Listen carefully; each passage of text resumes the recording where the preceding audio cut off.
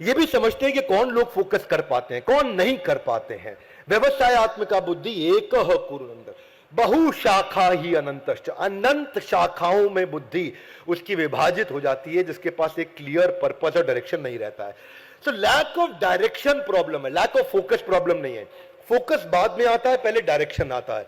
One more time everybody come on, focus बाद में आता है, पहले जिसके पास जितनी अच्छी क्वालिटी का डायरेक्शन है उसके पास उतनी अच्छी क्वालिटी का फोकस है। डायरेक्शन लॉन्ग टर्म होता है, फोकस इमीडिएट होता है। डायरेक्शन दूर तक जाता है, फोकस शॉर्ट टर्म में रहता है। फोकस जो है डे टू डे होता है, डायरेक्शन लॉन्ग टर्म होता है, वो पर्पस से कनेक्टेड होता है। तो जितने लोग वेल डायरेक्टेड होते हैं उनका डे टू डे फोकस भी उतना अच्छा होता है।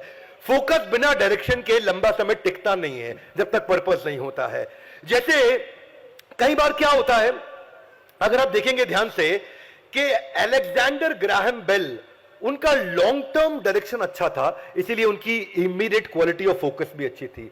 अलेक्जेंडर ग्राहम बेल ये अपने जीवन में 75 साल तक जिए हैं। इन्होंने किस चीज का आविष्कार किया है?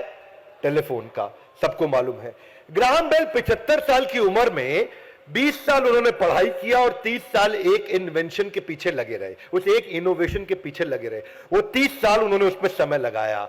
इनफैक्ट उस 30 साल के लंबे समय में उनको 50,000 फ्रैंक भी सरकार ने उनको काफी बड़ी उस समय के हिसाब से धनराशि भी दी थी। 3 डेकेड लगाए उन्होंने, 30 साल लगाए और 50 साल की उम्र में जाकर के वो आविष्कार कर पाए थे।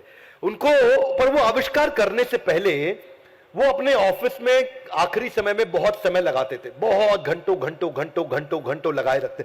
तो उनकी पत्नी ने कहा कि तुम ऑफिस रुक जाते हो, तुम्हारे लिए गैराज में यहाँ क्लीन कर देती है। वो गैराज में रहने लगे और आखिरी का 1 साल वो गैराज से अपने घर में नहीं आए। घर में क्यों नहीं आए? क्योंकि उन्होंने कहा कि जिस दिन मैं घर आऊंगा फोन साथ में, टेलीफोन साथ में लेकर के ही आऊंगा। ये एक लॉन्ग टर्म फोकस था, एक लॉन्ग टर्म डायरेक्शन था, जिससे इमीडिएट फोकस बन पाया। आज एक पृथ्वी की बड़ी समस्या को उन्होंने सुलझाया है।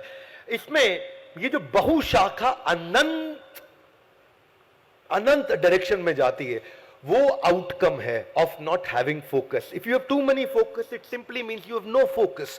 देखिए, सिंगल चॉइस किसी आदमी के पास होना वो 99% हमेशा ज्यादा इफेक्टिव रहता है। डॉक्टर एपीजे अब्दुल कलाम के बारे में हम सब लोग जानते हैं। He is been the people's president of our country.